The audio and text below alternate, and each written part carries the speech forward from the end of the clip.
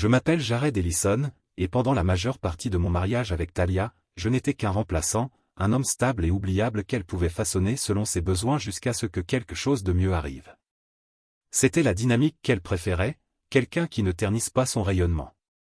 Lors de notre première rencontre à cette fête de quartier, je l'ai laissé croire ce qu'elle voulait. J'ai gardé mon passé secret. L'empire de mon père, la société Ellison Holdings, valant plusieurs milliards de dollars, est resté un secret bien gardé. J'ai passé des années à observer la confiance s'éroder lorsque les gens découvrent la signification de mon nom de famille. Mon père m'a toujours prévenu, ils verront ta fortune avant de te voir. Alors, je me suis tu, préférant vivre dans l'ombre de mon propre héritage. Talia aimait ça. Elle aimait l'idée que je travaille dans la logistique, cadre intermédiaire au mieux, quelqu'un qui sait commander des fournitures et parler aux camionneurs, mais qui ne sait pas gérer les grosses affaires. Elle aimait l'idée qu'elle était l'ambitieuse, celle qui a les relations et les brunchs dignes d'Instagram. Elle aimait l'attention qu'elle recevait lorsqu'elle portait ses chaussures de créateur aux fêtes de bureau. Une attention que je finançais sans hésiter. Elle aimait mon silence, car elle le prenait pour de l'insécurité. Et peut-être qu'au début, c'en était un. Peut-être pensais-je nous protéger en gardant mon nom hors de la une des journaux et ma fortune hors de portée. Mais à chaque dîner qu'elle organisait, à chaque réservation qu'elle faisait dans les restaurants que je payais, je voyais sa soif de plus que je ne pouvais l'être à ses yeux. Elle voulait un mari qui reflète le pouvoir qu'elle prétendait exercer. Elle voulait un homme avec un titre qui pèserait lourd dans chaque pièce, un nom qui lui permettrait d'être assise à la bonne table. Et je lui ai laissé croire que j'étais juste un visage parmi d'autres, quelqu'un qui serait reconnaissant pour les miettes de son attention. Elle m'a sous-estimé. Elle l'a toujours fait. En vérité, je n'ai jamais eu besoin des attributs du statut pour me sentir homme. Mon père m'a élevé dans l'idée que le respect ne s'achète pas. Il se mérite. Les meilleures leçons ne s'apprenaient pas lors des réunions du conseil d'administration, mais à 3 heures du matin, dans le bourdonnement silencieux des vieux entrepôts, où mon père m'enseignait le rythme des affaires comme un battement de cœur. Quand on sait ce que signifie construire quelque chose de zéro, inutile de l'afficher. Mais Talia n'a jamais compris ça. Pour elle, tout était une question d'apparence. Elle avait besoin de l'illusion du succès pour valider son existence. Je l'ai vue se produire lentement. La façon dont elle s'est laissée aller au style de vie que je lui avais offert. La façon dont elle a rangé ses amis comme des accessoires sur les réseaux sociaux. La façon dont elle a convoité l'attention de Lucie et Marlo dès son apparition à ce gala. Brillant, poli, la combinaison parfaite entre nom et stratégie. Le fils d'un ancien président. Un ticket facile pour le genre de pouvoir qu'elle pensait mériter. J'ai pu voir le changement dans son regard lorsqu'il s'est présenté. Sa posture s'est redressée, sa voix s'est adoucie, son sourire s'est un peu trop élargi. Je savais déjà à ce moment-là que mes jours en tant que son mari étaient comptés. Peu importait que je lui ai donné tout ce qu'elle demandait. L'appartement avec vue sur les toits, la Mercedes la plus petite qu'elle conduisait comme un symbole de statut social, le bracelet en diamant qu'elle avait posté sur Instagram avec une légende expliquant que le travail acharné payait. Je lui avais offert une vie qu'elle n'aurait pas pu construire seule. Mais elle ne le voyait pas ainsi. Elle voyait un homme qui travaillait dans la logistique, quelqu'un qui s'intégrait à la masse, quelqu'un qui ne lui suffisait pas. Alors, quand Lucie et Marlo sont arrivés avec son discours mielleux et sa promesse du monde sur un plateau d'or, elle n'a pas hésité à changer d'avis, du moins dans son esprit. Quand le texto est arrivé, c'était une seule ligne qui a eu plus de poids que n'importe quelle lettre d'avocat. J'ai trouvé quelqu'un qui correspondait à mes ambitions, comme si j'étais juste un tremplin vers un avenir meilleur, comme si je n'avais jamais compté. Je me souviens avoir fixé cet écran, les mots se brouillant sous la colère qui m'a submergé. Pas parce qu'elle était partie. Je la sentais venir depuis des mois. Non, c'était la froideur de la chose. La façon dont elle m'a abandonné comme un jouet cassé dont elle s'était lassée. C'était ça qui me faisait le plus mal. Je n'ai pas répondu. Je n'ai pas supplié. Je n'ai même pas demandé pourquoi. Parce qu'au fond, je connaissais déjà la réponse. Je l'avais toujours su. Elle ne s'intéressait pas à moi. Elle s'intéressait à l'image que j'avais de moi, à l'image de stabilité que je projetais, à l'abri en attendant quelque chose de plus clinquant. Et c'est ce qu'elle avait trouvé chez Lucie et Marlo, Flash, les relations, les photos qui rendraient sa mère fière. J'avais passé trop de temps à jouer l'homme qu'elle pensait être, l'homme qui la laissait tout prendre et en redemander. Mais ce qu'elle ignorait, ce qu'elle n'avait jamais pris le temps de comprendre, c'est que je n'avais jamais été cet homme. J'étais plus qu'un nom de famille ou un salaire. J'étais l'héritier d'un empire que mon père avait bâti avec courage et une volonté de faire. Et j'avais passé des années à me préparer à le perpétuer. J'avais passé des nuits au bureau à étudier des registres et des plans, apprenant chaque recoin de l'entreprise familiale, de fond en comble. Je savais ce qu'il fallait pour diriger, protéger, bâtir. Je n'étais pas un remplaçant. J'étais l'avenir qu'elle n'avait jamais envisagé. J'ai supprimé son message, fermé mon téléphone et me suis posté près de la fenêtre de l'appartement qu'elle décorait avec son goût de designer. J'ai laissé les lumières de la ville se fondre dans une aquarelle de néon et de regret. Elle avait choisi sa voie. Elle avait choisi son partenaire et je la laisserai faire, car bientôt, très bientôt, elle aurait compris que l'homme qu'elle pensait que j'étais n'était qu'une fraction de ce que je suis réellement. Et quand ce jour viendrait, je n'aurais pas besoin de dire un mot. Elle le constaterait par elle-même. Elle avait choisi le restaurant elle-même.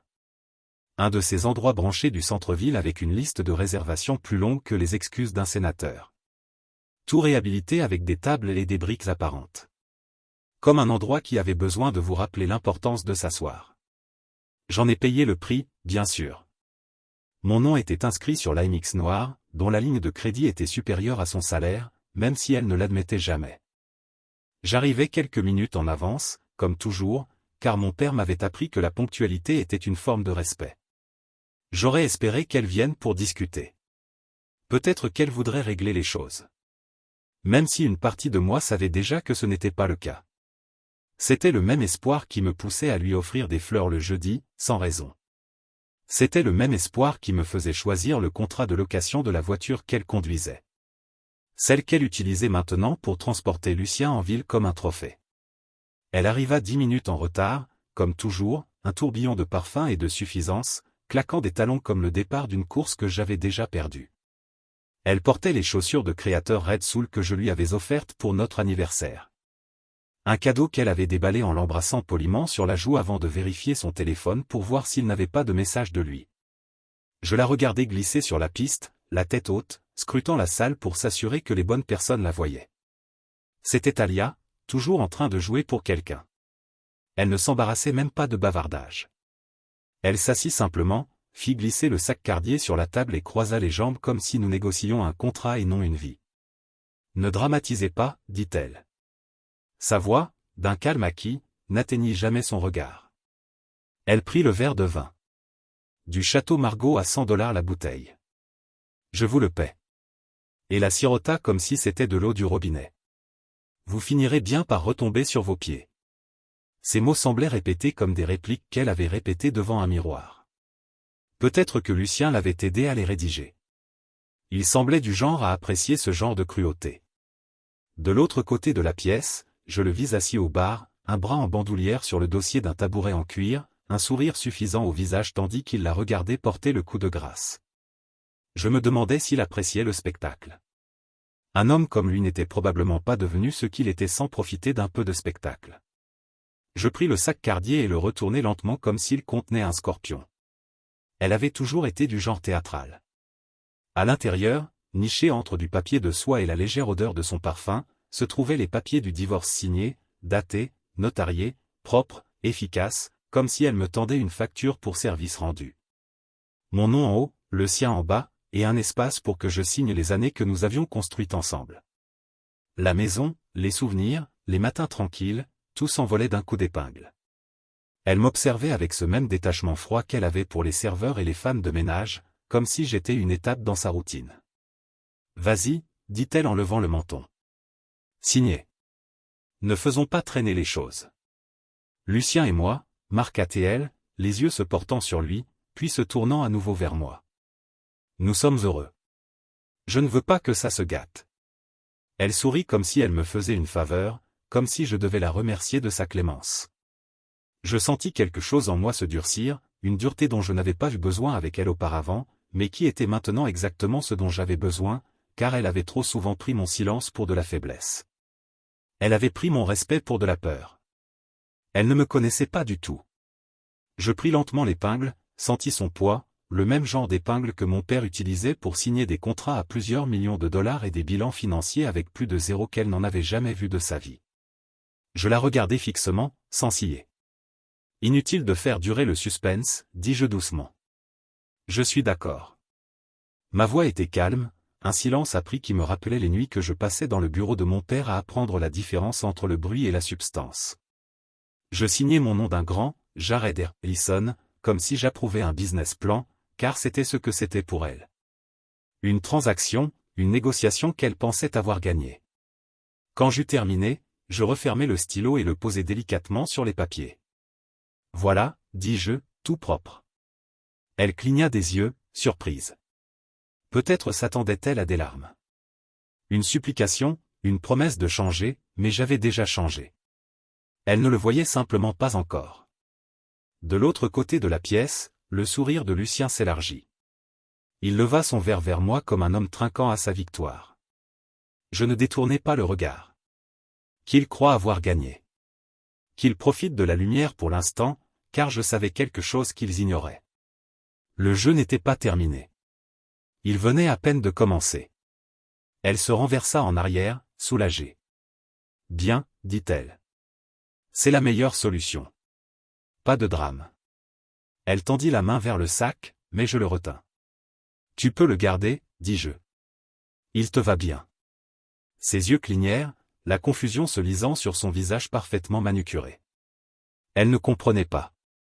Elle ne comprendrait jamais, car elle avait toujours été trop occupée à jouer pour voir la réalité. Je me suis levé lentement, j'ai lissé ma veste et lui ai adressé le même sourire serein que j'avais adressé aux clients qui me sous-estimaient. Bon appétit, ai-je dit. Je suis sûr que Lucien a plein d'histoires à vous raconter. Je me suis éloigné de table, laissant le murmure du restaurant ravaler sa confusion. En passant devant Lucien, il a esquissé un sourire narquois et m'a fait un signe de tête comme s'il était le roi de ce petit échiquier. Tu sais, elle mérite quelqu'un à la hauteur de son ambition, a-t-il dit d'une voix douce comme du verre. Je me suis arrêté juste le temps de le regarder droit dans les yeux. Tu as raison, ai-je dit. C'est vrai. Il a cligné des yeux, une lueur de confusion traversant son visage, mais je ne lui ai pas donné la satisfaction d'une explication. Je suis sorti dans la nuit, les lumières de la ville vive et froide se détachant sur le ciel sombre. Je n'ai eu besoin de m'expliquer à aucun d'eux, car ils ont vite compris que l'ambition est différente dans l'ombre. J'ai pris une grande inspiration et j'ai senti l'air se calmer dans ma poitrine. La ville évoluait autour de moi, inconsciente de l'empire qu'ils essayaient de détruire.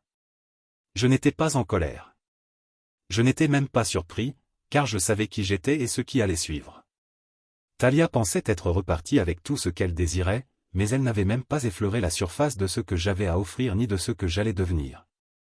Et pour la première fois depuis longtemps, je me suis senti libre. Libre de ses attentes. Libre du poids de son besoin d'être vu. Je n'étais plus l'homme qu'elle pensait. J'étais l'homme que j'avais toujours été. Enfin prêt à me montrer au monde. L'appartement dans lequel j'ai emménagé après avoir quitté Talia n'était pas tapé à accent Graveleuil. Il était niché dans une rue calme près de l'ancien entrepôt textile Ellison, l'une des premières propriétés achetées par mon père lorsqu'il a créé l'entreprise. J'aime la familiarité des briques apparentes et l'odeur de sueur de bois provenant du petit atelier de menuiserie du coin. Cela me rappelait ces soirs où il m'emmenait inspecter les livraisons ou parler au contremaître de nuit. Je m'asseyais sur une pile de vieilles palettes, les jambes ballantes, tandis qu'il m'apprenait le langage des bilans et des commandes en souffrance, la patience et le timing. Des leçons que la plupart des gens croyaient apprises dans une salle de réunion, mais que mon père m'avait inculquées sur le sol des entrepôts et sur les quais de chargement. Talia n'avait jamais voulu visiter ces endroits. Elle les qualifiait de poussiéreux. Elle ne comprenait pas que c'était là que reposaient les fondations d'un empire. En partant, je n'ai pas emporté grand-chose.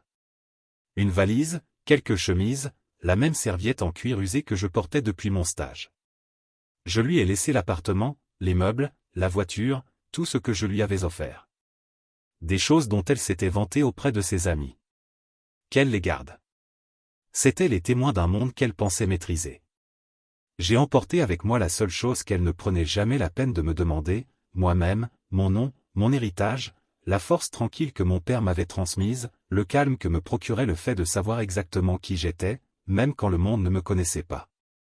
Je n'ai plus répondu à ses SMS après ça. Elle m'en a envoyé quelques-uns au début, tâtant le terrain, espérant peut-être que je la supplierais de revenir ou au moins que je lui demanderais pourquoi. On peut parler? Écrivit-elle. Ça ne doit pas être compliqué. Mais elle avait déjà tout compliqué, non? Elle m'avait servi les papiers du divorce comme un cadeau de fête. J'ai supprimé les messages sans les ouvrir. Laisse-la penser ce qu'elle voulait. J'en avais assez de m'expliquer à quelqu'un qui n'avait toujours voulu que moi pour correspondre à son image de la réussite. Mon père m'a appris que quand on se montre tel qu'on est, on le croit. Et elle me l'avait montré à maintes reprises. J'ai repris le travail comme je l'avais toujours fait, discrètement, efficacement, sans faire d'histoire.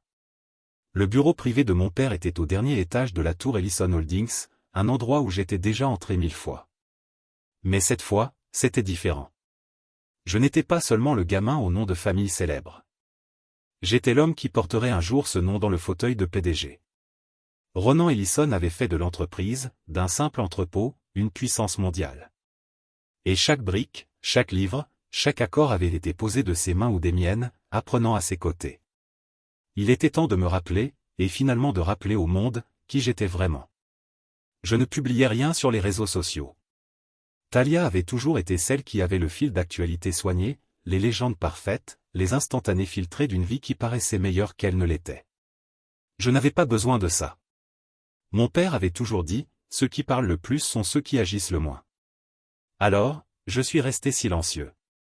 Laissons les gros titres écrire d'eux-mêmes sur la nouvelle relation glamour de Talia et Lucien. Laissons-la croire qu'elle serait prête à changer d'avis. Car pendant qu'elle courait après les likes et les toasts au champagne, j'apprenais. J'étudiais. Je me préparais. Les soirées tardives au bureau étaient redevenues mon quotidien. J'aimais le calme, la façon dont la ville apparaissait du 40e étage, tel un million de petites lumières dans un océan de ténèbres. Assis au bureau de mon père, encore marqué par les traces de 1000 conversations, j'étudiais l'architecture de notre empire. Je lisais chaque dossier, chaque portefeuille d'investissement, chaque petite participation dans chaque entreprise que nous avions discrètement acquise au fil des ans. Mon père m'avait appris à comprendre non seulement ce que nous possédions, mais aussi pourquoi. Comment fidéliser les petits fournisseurs qui assuraient le fonctionnement de nos lignes de distribution? Comment anticiper les fluctuations du marché? Talia avait toujours pensé que tout n'était qu'une question d'argent. Mais elle n'avait jamais perçu la stratégie, la patience, le courage. J'avais passé des années à absorber ce savoir comme de l'oxygène. Et maintenant, il était temps de l'utiliser. Certains soirs, j'apercevais mon reflet dans la glace et je me demandais si l'homme qui me regardait était le même qui avait laissé Talia le prendre de haut au restaurant, qui était resté silencieux pendant qu'elle planifiait sa sortie. Ce n'était pas le cas.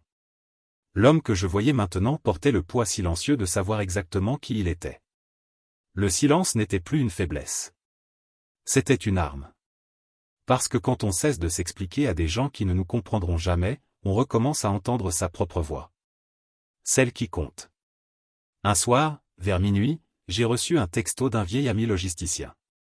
Il avait vu Talia à un gala, une collecte de fonds qu'elle avait un jour trouvée trop ennuyeuse pour qu'on s'y attarde ensemble. Maintenant, je dois y aller puisqu'elle était au bras de Lucien. Elle fait la fête, écrivait-il. Elle vend ce nouveau style de vie comme si c'était sa marque de fabrique. J'ai souri devant l'ironie. Elle avait toujours été douée pour vendre son image, mais ce n'était que ça, une image. Une histoire soignée que le monde entier admirait. Et Lucien, il était l'accessoire parfait, raffiné, connecté, mais finalement creux. Je n'ai pas répondu au message. Je n'en avais pas besoin, car chaque fois que Talia jouait son jeu en public, elle écrivait le prochain chapitre de sa propre chute. Et je n'ai pas eu besoin de lever le petit doigt pour que cela se produise. Mon père a remarqué mon changement. Il n'a jamais rien dit. Il n'était pas du genre à gaspiller ses mots, mais je voyais la façon dont il m'observait pendant les réunions.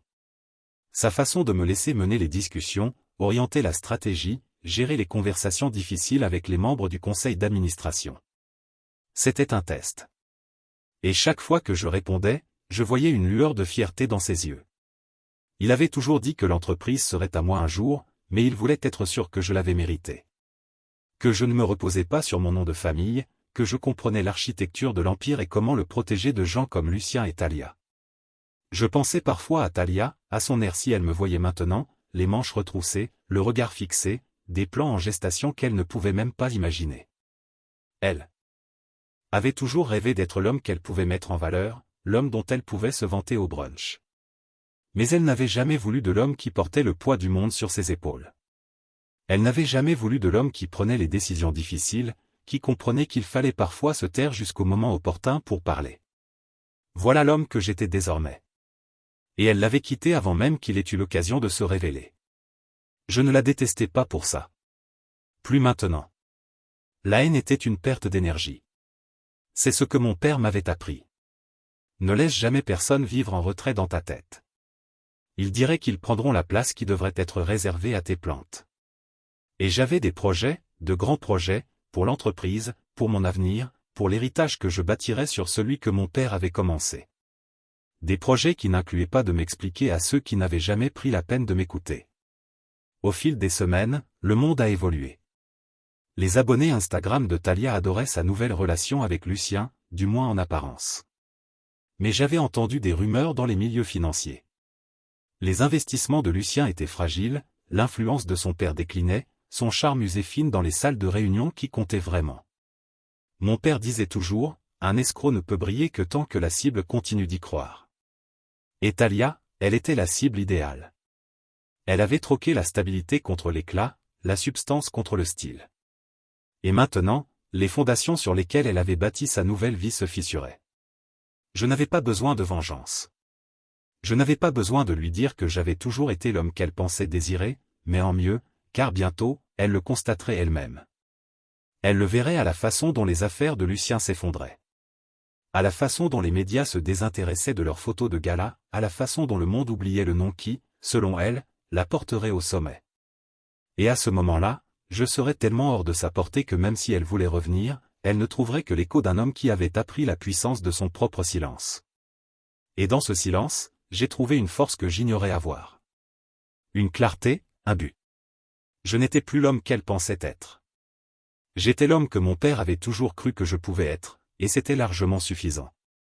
Le trajet en ascenseur jusqu'à l'aile exécutive d'Ellison Holdings lui parut plus long que d'habitude ce matin-là. Peut-être était-ce dû au poids du dossier que je tenais dans la main, un document stratégique mis à jour que mon père m'avait demandé de consulter. Ou peut-être était-ce le souvenir du texto de Thalia qui résonnait dans ma tête, ces mots aussi froids que la bague en platine qu'elle avait ôtée sans hésiter.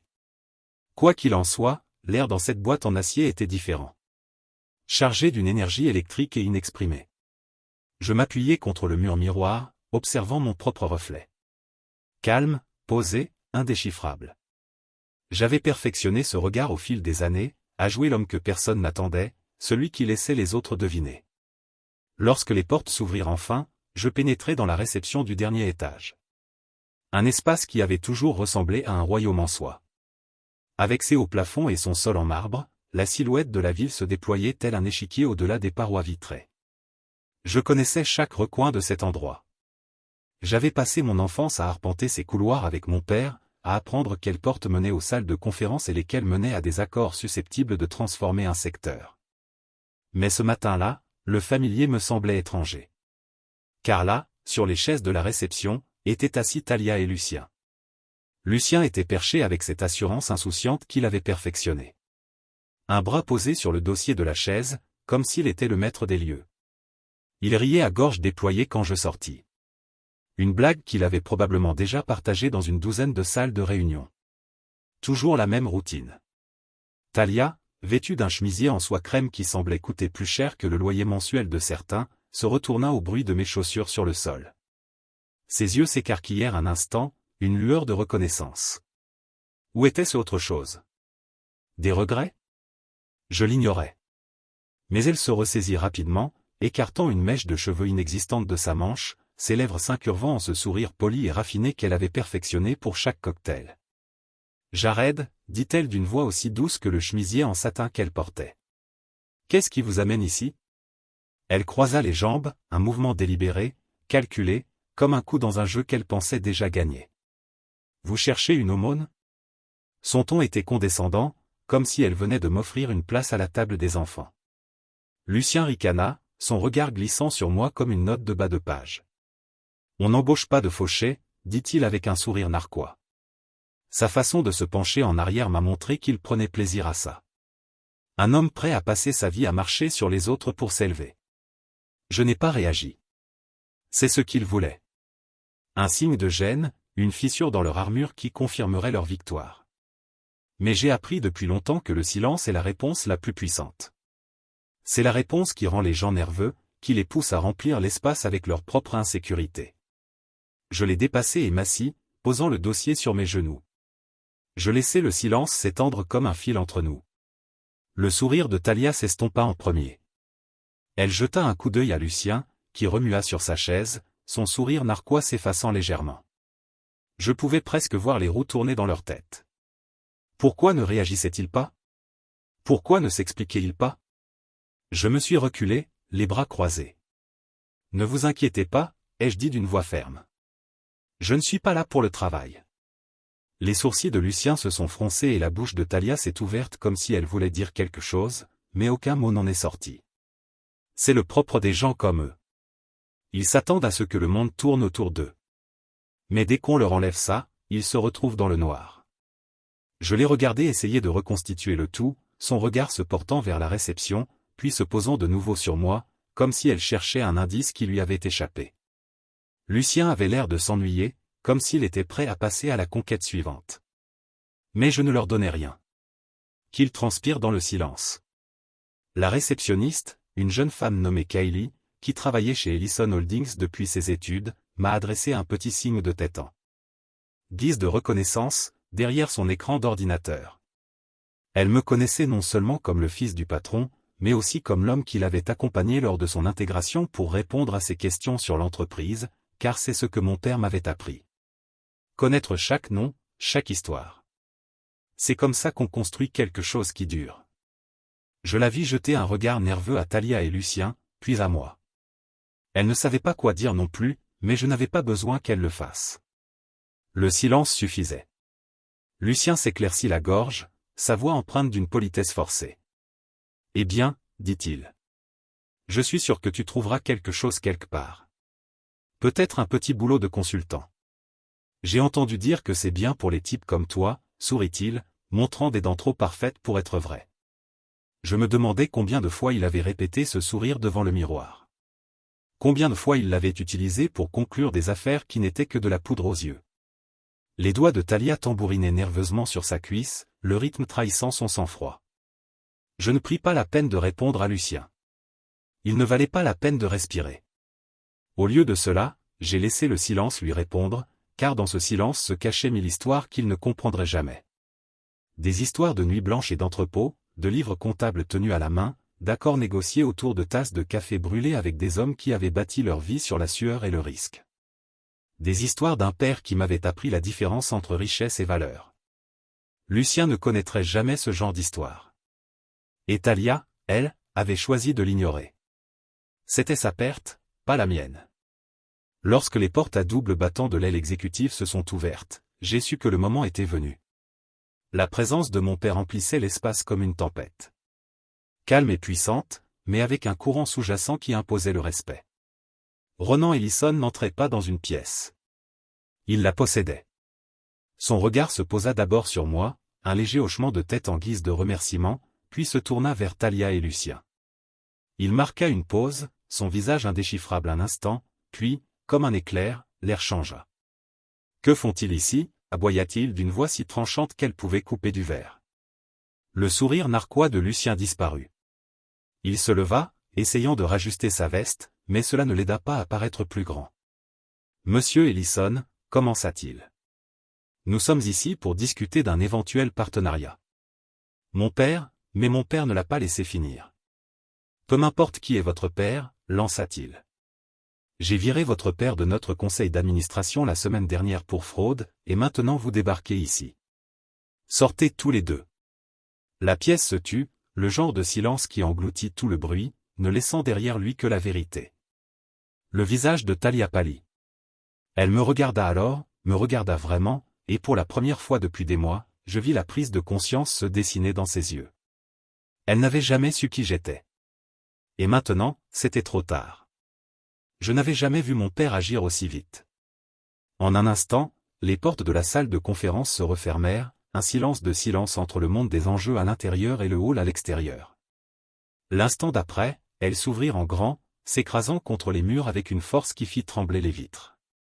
Mon père, Ronan Ellison, se tenait là, tel un orage dans un costume sur mesure, les yeux flamboyants comme un homme qui avait bâti un empire de toutes pièces et qui le regarderait brûler avant de le laisser manquer de respect à des gens comme Lucie et Marlowe.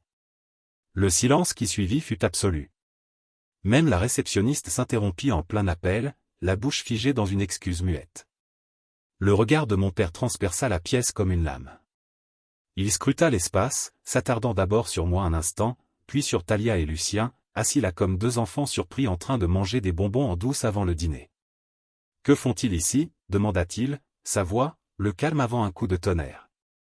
Le genre de voix qui incitait les hommes à s'arrêter et à reconsidérer leurs décisions. J'avais grandi en entendant cette voix lors des réunions de direction et sur les chantiers. Une voix qui n'avait pas besoin de volume pour attirer l'attention. Lucien tressaillit, se raidissant tandis qu'il tentait de se lever, mais ne parvenait pas à trouver l'équilibre. Lucien s'éclaircit la gorge. « Monsieur Ellison, nous sommes ici pour discuter d'un partenariat, » dit-il d'un ton empreint de cette fausse humilité qui émanait d'une vie de dîner scolaire de charme et d'adhésion à des country clubs. Mon père, commença-t-il, mais il n'alla pas plus loin. La main de mon père se leva brusquement, le réduisant au silence comme un chef d'orchestre coupant la musique. « Je me fiche de savoir qui est votre père, » lança-t-il d'un ton sec, sa voix résonnant sur le marbre comme un défi. « J'ai viré votre père de notre conseil d'administration la semaine dernière pour fraude. Et maintenant, vous pensez pouvoir entrer chez moi et demander un partenariat. Sortez tous les deux. » Le silence qui suivit me sembla sur le point de nous engloutir. J'entendis le souffle coupé de Thalia, un son sec et rauque qui résonna dans ma poitrine. Elle se tourna vers Lucien. Ses lèvres s'ouvrirent, ses yeux écarquillés, comme si elle attendait qu'il arrange tout ça, comme s'il avait un tour de magie pour tout faire disparaître. Mais Lucien était figé, son masque d'assurance s'effritant à chaque seconde qui passait. Les paroles de mon père flottaient dans l'air, indéniables et définitives. Il avait renvoyé le père de Lucien, et par extension, Lucien lui-même, du royaume qu'il tentait d'infiltrer. Je vis Thalia comprendre. Ses yeux se posèrent sur les miens, désespérés, à la recherche de l'homme qu'elle avait cru pouvoir manipuler. Mais je n'étais plus cet homme. Je ne l'avais jamais vraiment été. Je me renversai dans mon fauteuil, les bras croisés, et regardai la scène se dérouler comme une pièce de théâtre que j'avais vue des centaines de fois. Lucien essaya de se ressaisir, sa voix se brisant en regardant mon père dans les yeux. « Monsieur Ellison, avec tout le respect que je lui devais, commença-t-il, mais le regard noir de mon père le coupa net. « Respect » cracha-t-il. « Tu veux du respect ? Toi et ton père avez tenté de mettre en faillite une de nos filiales pour votre propre profit. Vous utilisez le nom de mon fils pour monter votre arnaque. » Sa voix s'est calmée dangereusement. Le genre de calme qui faisait transpirer même les membres chevronnés du conseil d'administration. « Tu crois que ça te donne une place à cette table ? Sors d'ici tout de suite. » Lucien serra les mâchoires, son regard passant de mon père à moi, comme s'il espérait un allié. Mais je ne lui ai rien donné. Il a essayé de m'humilier, de me prendre ce qui n'était pas à lui. Il ne méritait pas d'allié. À côté de lui, le sang-froid de Thalia s'est brisé. Ses lèvres, parfaitement maquillées, ont tremblé. Et pour la première fois depuis qu'elle était sortie de ma vie, j'ai vu sa façade s'effondrer. « Jared » murmura-t-elle comme si mon nom était une bouée de sauvetage à laquelle elle pouvait s'accrocher.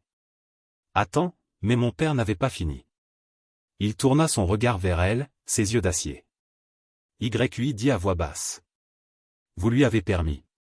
Vous pensiez que vous pouviez entrer ici avec ce sourire narquois et vos alliances bon marché et tromper ma famille. Vous n'êtes pas mieux que lui. Sortez. » La main de Thalia trembla alors qu'elle atteignit son sac, le sac cadeau Cartier qu'elle avait utilisé autrefois pour livrer mes papiers de divorce. Le même sac qu'elle avait affiché comme un trophée. Maintenant, ce n'était qu'un rappel de ses erreurs. Lucien attrapa son bras, essayant de la retirer avec lui, mais elle hésita, les yeux renfermés sur les miens. « Jared » recommença-t-elle, mais je n'ai pas bougé. Je n'ai pas parlé. J'ai laissé le silence dire tout ce que je n'ai jamais eu parce qu'elle avait fait son choix il y a longtemps et maintenant elle vivait avec les conséquences. Lucien la tira sur ses pieds, son visage rouge, sa mâchoire serrée. « Allez » grogna-t-il.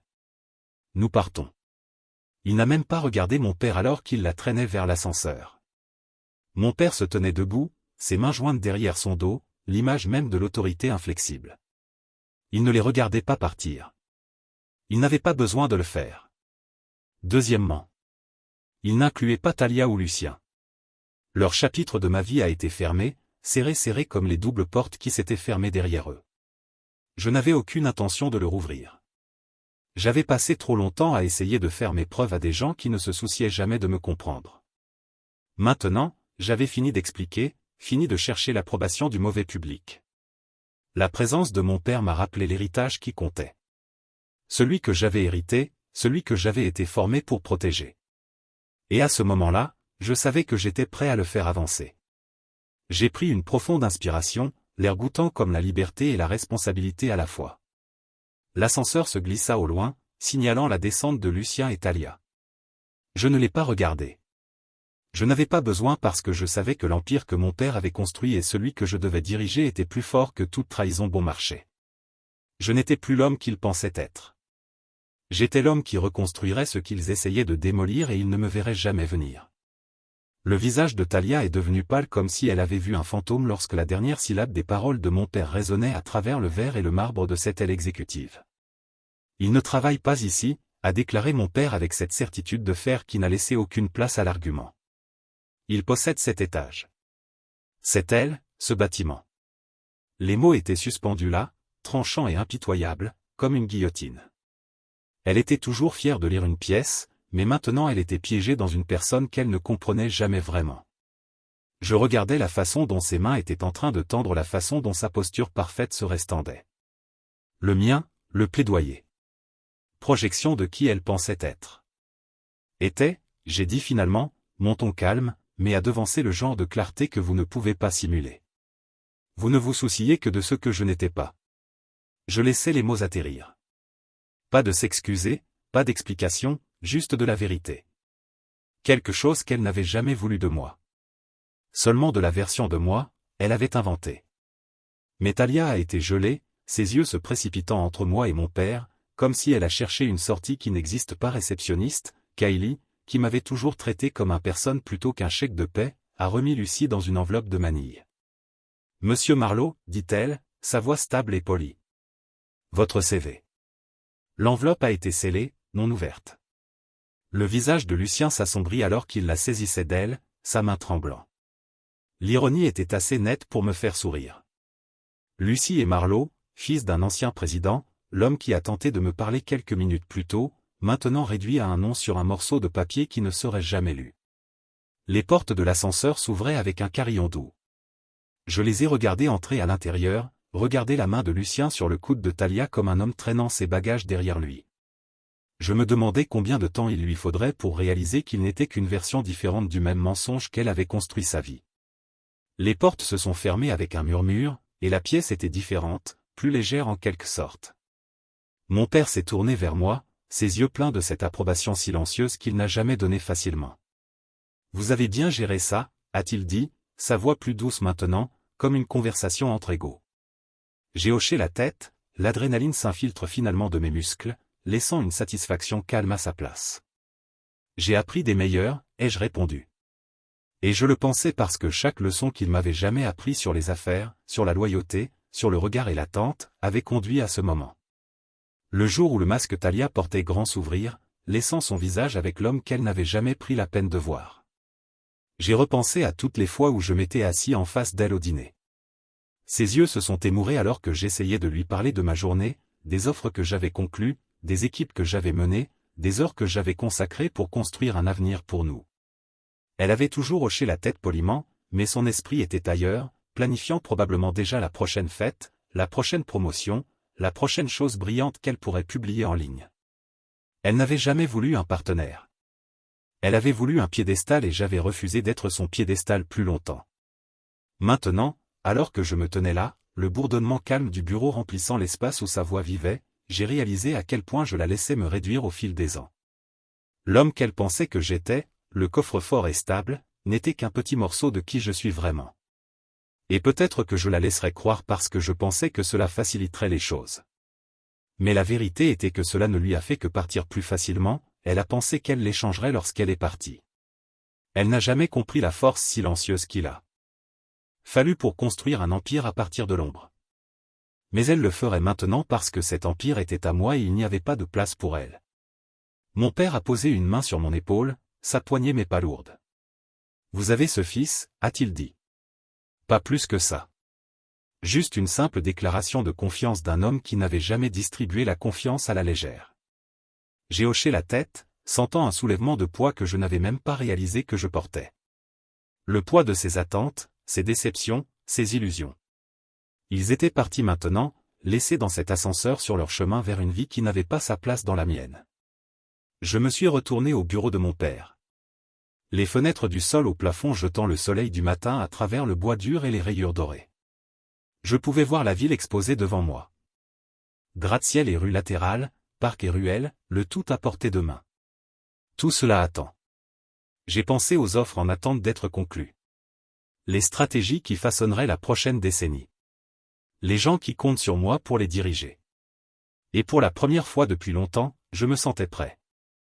Derrière moi, les échos du monde de Thalia s'effondrant se sont estompés dans le silence. Je ne me sentais pas désolé pour elle. Elle avait fait ses choix. Elle avait construit sa vie sur des illusions et m'avait utilisé comme espace réservé. Maintenant, elle devrait construire quelque chose de réel avec Lucien s'il ne l'abandonne pas comme il avait abandonné tous les autres partenariats qui ont cessé d'être rentables. Mais ce n'était plus ma préoccupation. Ma préoccupation était ici dans ce bâtiment avec les gens qui avaient toujours cru en moi, même lorsque je n'ai pas facilité les choses. J'ai pris une profonde inspiration et je suis entré dans le bureau de mon père. L'odeur de cuir et de vieux livres mélangés à la lumière du soleil du matin en roulant autour de moi comme un héritage. C'est là que j'appartenais. Pas comme l'homme Thalia pensait que je l'étais. Mais comme l'homme, j'avais toujours été. L'homme qui a regardé, attendu, appris, puis a agi quand le moment était venu. L'homme qui n'avait pas besoin de s'expliquer à quiconque n'avait gagné le droit d'entendre son histoire. Le monde de Thalia venait de s'effondrer. Mais le mien commençait à peine à monter. Le mot se propage rapidement dans le monde que Thalia avait choisi d'habiter, plus rapidement que n'importe quel mémo d'entreprise, plus rapidement que n'importe quel moulin à rumeurs que j'ai jamais vu. Les nouvelles sur le père de Lucien et le public licencié que mon père avait orchestré ont frappé les réseaux financiers comme une détonation. Les titres ont poussé pendant la nuit. Le fils de l'ancien président rejeté par l'air du PDG milliardaire. C'était un titre qui ressemblait à une punchline, comme une histoire édifiante pour quiconque pensait que la reconnaissance du nom pouvait remplacer le caractère. Et Thalia, son monde s'est effondré tout aussi rapidement. Je n'avais pas voulu me venger. Pas vraiment. Je n'avais jamais été cet homme. Celui qui a brûlé des ponts juste pour les regarder tomber. Mais alors que je m'asseyais dans le bureau de mon père ce jour-là, en regardant les communiqués de presse inondés et les canaux financiers parcourent la honte du père de Lucien, j'ai réalisé que Karma n'avait pas attendu la permission. Il a travaillé sur son propre horaire. Lucien et son père avaient pensé qu'ils pouvaient construire un avenir sur les demi-troncs et les illusions. Mais les illusions ne tiennent que si vous pouvez les vendre, et le terrain de vente de Lucien s'effondre déjà. Thalia a essayé de me contacter d'abord. Un texte à minuit qui a simplement lu « Pouvons-nous parler ?» Je l'ai lu une fois, 2 fois, et je l'ai laissé rester assis là. De la même manière, elle avait laissé ma question rester sans réponse lorsqu'elle planifiait sa sortie. De la même manière, elle a rejeté ma voix alors qu'elle ne correspondait pas au récit qu'elle voulait dire. Je n'avais pas besoin de lui répondre maintenant. Je ne lui devais rien. Le lendemain, c'était une messagerie vocale, sa voix mince et tremblante. « Qui nous étions ?» a-t-elle déclaré. Je ne voulais pas dire que cela se terminait comme ça. Je pouvais pratiquement entendre le rire de Lucien en arrière-plan comme s'il était la bande-son de sa chute. Mais je ne l'ai pas rappelé. Je n'ai même pas appuyé sur le message une deuxième fois parce que c'était la différence entre nous. Elle pensait que le pardon était quelque chose que vous aviez demandé à des chèques. Les cartes de crédit de luxe qu'elle avait une fois agitées comme des billets d'or à chaque comptoir de boutique. Je viens d'essayer de vendre des actions dans Goldwave Group à l'un de nos partenaires, a-t-il dit, se penchant en arrière sur sa chaise. Je ne savais pas que l'entreprise faisait l'objet d'une enquête. Le partenaire me l'a envoyé directement. Il a glissé le dossier sur le bureau. À l'intérieur se trouvaient les rapports, les signatures, les emails désespérés. Je n'avais pas besoin de les lire pour savoir ce qu'ils voulaient dire. Lucien avait terminé. Et Thalia ? Elle avait attelé son wagon à la mauvaise étoile. J'ai souri, pas avec un triomphe, mais avec un soulagement. Soulagement que je n'aurais plus jamais de porter le fardeau de m'expliquer à elle. Le soulagement que la vérité a toujours trouvé son chemin à la surface, même lorsqu'il a pris son temps. Et un soulagement qu'à la fin, je n'avais pas eu à soulever le doigt pour y arriver. Alors que je quittais son bureau, j'ai attrapé mon reflet dans le verre, régulier, sans faille. Le même homme que j'avais toujours été. L'homme qu'elle ne voulait jamais connaître. Je n'avais jamais été l'espace réservé qu'elle pensait être. J'étais l'héritier d'un héritage construit sur la sueur, la stratégie et une force tranquille qu'elle n'avait jamais reconnue. Donc, quand j'ai ignoré ses messages, je n'étais pas cruel. J'étais simplement fini. Parce que je devenais déjà quelqu'un de nouveau, quelqu'un qui n'avait plus à rétrécir pour personne. Et si Talia se demandait qui j'étais vraiment, tout ce qu'elle avait à faire était de regarder les gros titres, les histoires de la chute de Lucien, au sourire narquois sur le visage de mon père quand il m'a remis ce dossier. Le sourire narquois qui l'a brisé. Mon père m'a toujours dit que le vrai pouvoir ne s'annonce jamais. Il attend, regarde et ne frappe que lorsque le moment est venu. Comme le vent qui déplace les voiles d'un navire avant que quiconque ne sache qu'il est déplacé. J'ai ressenti ce vent à Zurich. Le jour où j'ai atterri au sommet, l'air sentait la pluie et l'ambition. C'était le genre d'endroit où l'élite s'est rassemblée pour la posture, le champagne à la main. Les discours ont répété à la perfection. Mais je n'étais pas là pour posturer. J'étais là pour construire. Silence me rendait faible. Et maintenant je n'avais aucune raison de faire semblant. Vous saviez exactement ce que vous vouliez. J'ai dit, ma voix calme, mesurer la façon dont mon père m'avait appris à parler lorsque les enjeux étaient les plus élevés. Vous ne vous attendiez tout simplement pas à ce que je sois. Le silence à l'autre extrémité était assourdissant. Je pouvais l'entendre respirer, pouvais imaginer ses lèvres séparées, cherchant les bons mots pour me ramener. Mais il ne restait plus de mots. Le pont entre nous avait brûlé le jour où elle m'avait remis ses papiers de divorce. Tout après cela avait été de la fumée et des miroirs, et j'ai appris à voir à travers tout cela. Elle a essayé à nouveau. S'il vous plaît, Jared. Je n'ai pas compris. Je pensais que je ne l'avais pas laissé finir. Talia, dis-je, montons comme un gavel. Vous avez fait votre choix. Maintenant, vous vivez avec. J'ai raccroché sans attendre sa réponse. Le poids qui a levé de ma poitrine ressemblait à la liberté. J'avais porté ces attentes pendant trop longtemps, me demandant toujours ce que j'aurais pu faire différemment, ce que j'aurais pu dire pour la faire rester. Mais la vérité était que rien de ce que j'ai fait n'aurait jamais été suffisant, car elle ne voulait jamais de moi. Elle voulait l'image du succès qu'elle pensait pouvoir sculpter de moi, comme si j'étais un morceau de marbre attendant d'être sculpté. Le procès a fait la une des journaux en quelques jours. Le nom du père de Lucien a été éclaboussé sur les pages financières. Les chuchotements de la fraude et de la corruption ne murmurent plus, mais les déclarations. Les salles de conférence qui lui ouvraient autrefois leurs portes les ont maintenant verrouillées. J'ai regardé de la ligne de touche comme l'empire qu'il a essayé d'hériter s'effondrer sous le poids de ses propres mensonges.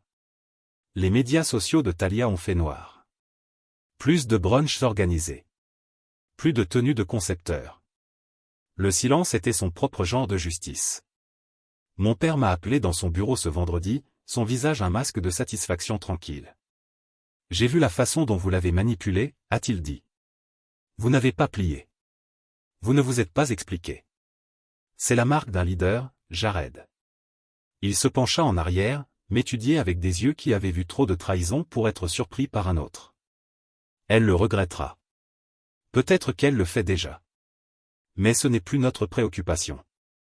J'ai hoché la tête, sentant la vérité de ses paroles s'installer dans mes os. J'avais passé trop longtemps à vivre pour les attentes des autres. Lucien de Talia, les salles de conférence. Mais c'était ma vie, mon empire, et cela augmenterait sur la fondation que mon père avait construite, et non sur les illusions que Talia avait chassées. En quittant son bureau, je suis passé par la salle de conférence où Talia avait une fois livré ses papiers de divorce dans un designer. Je m'arrêtai, regardant les chaises vides, la table polie, la lumière du soleil coulant comme un projecteur sur la scène où elle avait accompli son dernier acte. Et je ne ressentais que du soulagement parce que le dernier chapitre avait été écrit. Et ce n'était plus le sien. C'était à moi. Des mois s'étaient écoulés depuis que cette porte d'ascenseur s'était clôturée sur Lucien et Talia, mais les échos de cette journée se sont toujours attardés dans les couloirs d'Ellison Holdings.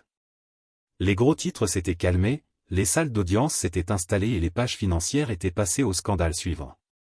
Mais pour moi, la vraie victoire n'était pas dans les gros titres ou les excuses chuchotées que je n'entendais jamais. C'était dans la pièce calme où je me tenais maintenant, mon nom nouvellement gravé sur la porte en verre. Jared R. Ellison, PDG. Je m'arrêtais au seuil, une main reposant sur le verre frais. Les lettres étaient solides, réelles, comme une promesse tirée. Pendant si longtemps, j'avais vécu à l'ombre de mon propre nom, laissant les autres le définir, le rétrécir, le façonner en quelque chose qui correspond à leurs besoins. Talia avait vu mon silence comme une faiblesse. Lucien l'avait vu comme une opportunité. Mais ils ont tous les deux raté la vérité. Mon silence était un choix, une stratégie. De la même manière que mon père m'a appris à faire une pause avant de parler pour étudier une pièce avant de jouer, d'attendre le moment où le sol sous leurs pieds s'effondrerait sans que je levèle ma voix.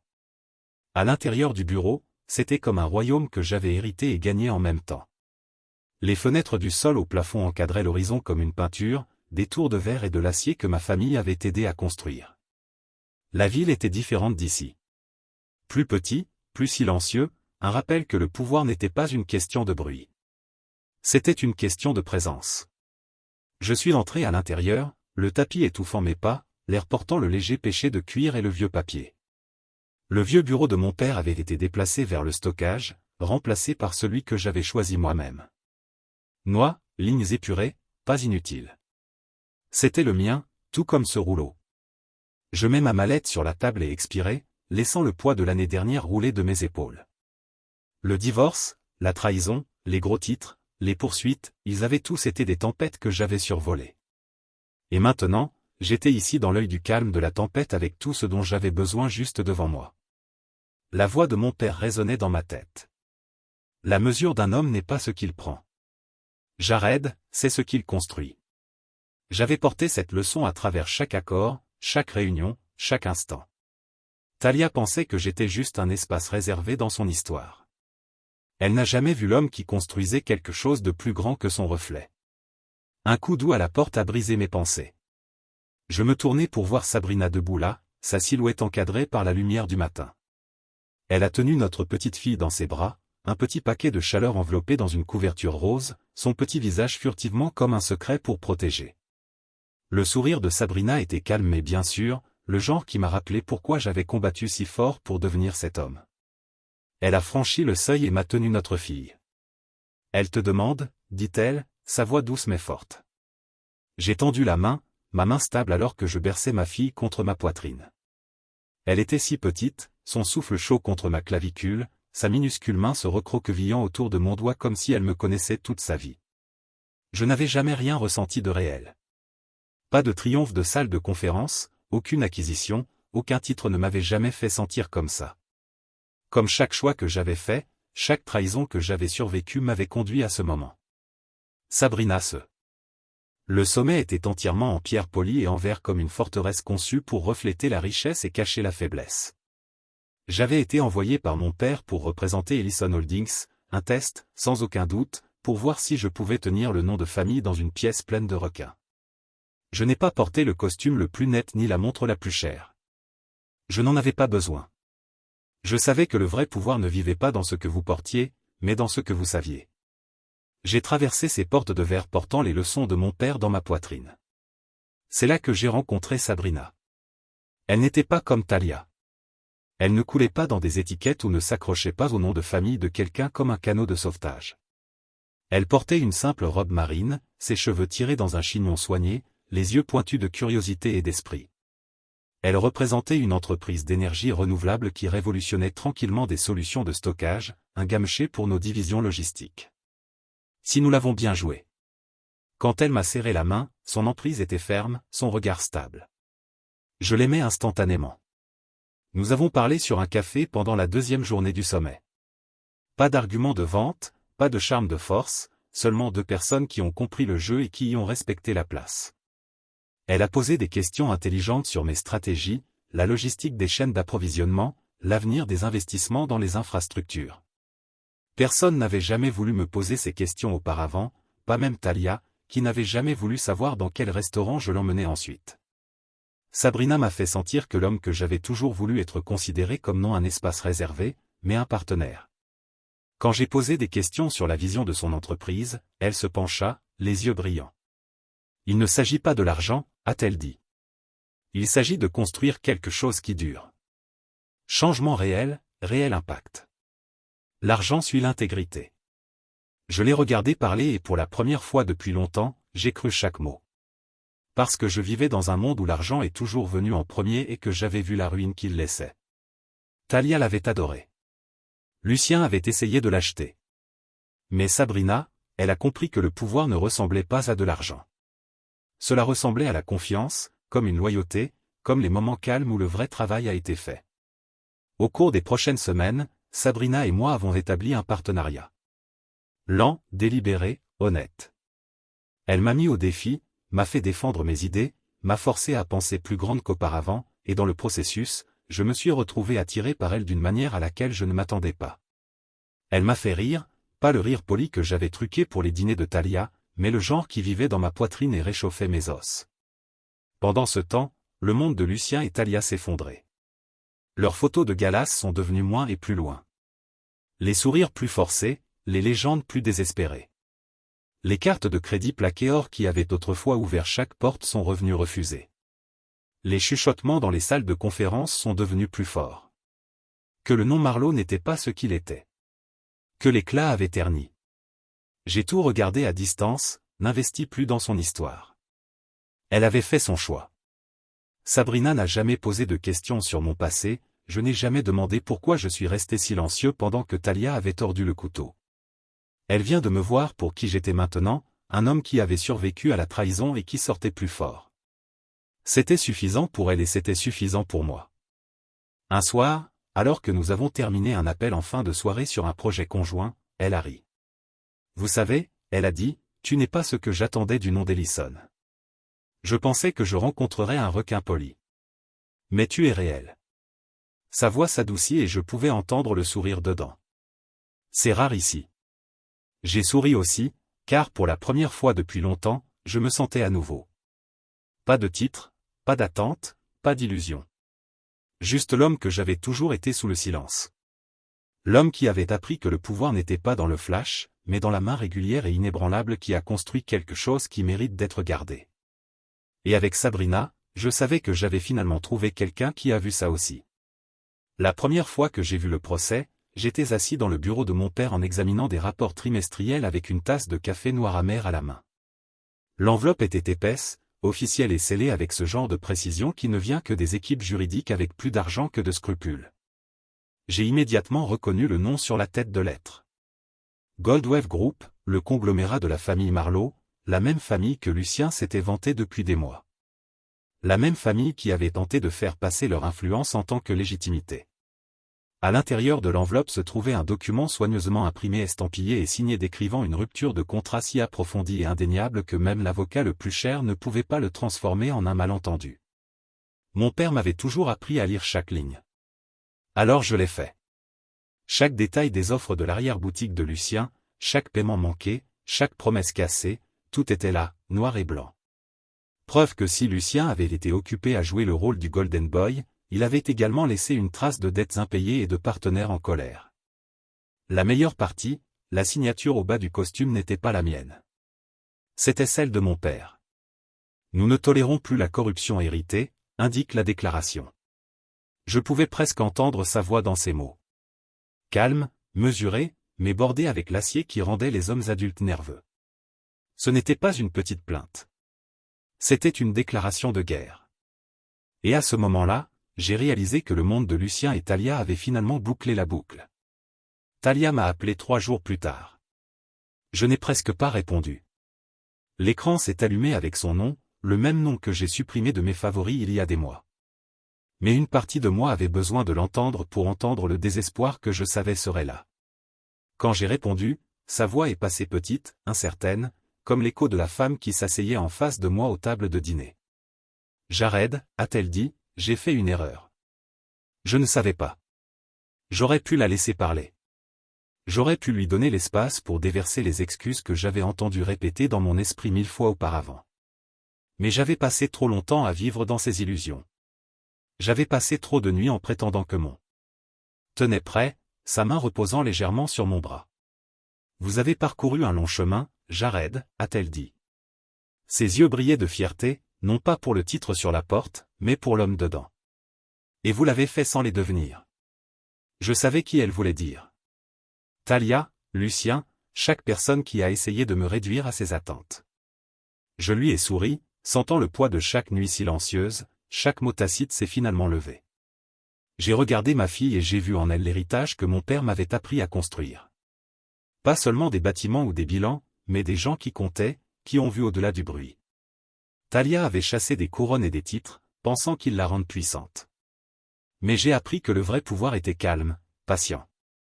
Il n'avait pas besoin d'applaudissements ou de gros titres. Il a prospéré dans la force silencieuse de savoir exactement qui vous étiez. Alors que je m'installais sur ma chaise, tenant ma fille proche, j'ai jeté un coup d'œil à la ville ci-dessous. Il y aurait toujours des gens comme Talia et Lucien, fins de statut, forts avec ambition, chassant une version du pouvoir qu'ils ne comprendraient jamais. Laissez-les. Parce que j'avais déjà tout ce dont j'avais besoin. L'interphone bourdonna doucement. Monsieur Ellison, votre réunion dans la salle de conférence B est prête. La voix de Kylie est passée, stable comme toujours. J'ai appuyé sur le bouton, ma voix calme. Donnez-moi 5 minutes, s'il vous plaît. Je me suis retourné vers Sabrina, qui m'a regardé avec ce sourire qui n'a jamais eu besoin de mots. Reste avec moi, dis-je. Elle hocha la tête, s'installant sur le siège en face de moi. Notre fille entre nous. Je n'avais pas besoin de répéter ce que je dirais lors de cette réunion. Les chiffres étaient forts. L'équipe était prête. L'empire que j'avais hérité et reconstruit était solide. Et l'homme à la tête de celui-ci, il n'était plus l'homme que Talia pensait qu'il était. C'était l'homme qui avait tout survécu. La trahison, le divorce, la perte et s'était sorti plus fort de l'autre côté. Alors que je me suis inscrit sur les papiers finaux pour une acquisition de 300 millions de dollars, j'ai senti que le passé a finalement lâché. Pas de feu d'artifice, pas de monologue dramatique, juste une victoire tranquille dans une pièce qui m'appartenait avec les gens qui comptaient à côté de moi. C'est à quoi ressemble vraiment la victoire, pensais-je. Pas un rugissement d'applaudissements ou un titre criant mon nom. Juste le cal d'un travail bien fait, un héritage protégé, une vie reconstruite selon mes propres conditions. Laissez le monde chasser les couronnes et les titres. Laissez-les mesurer le pouvoir par la façon dont ils pouvaient crier. J'ai appris que les plus grandes victoires étaient celles qui n'avaient pas besoin de public.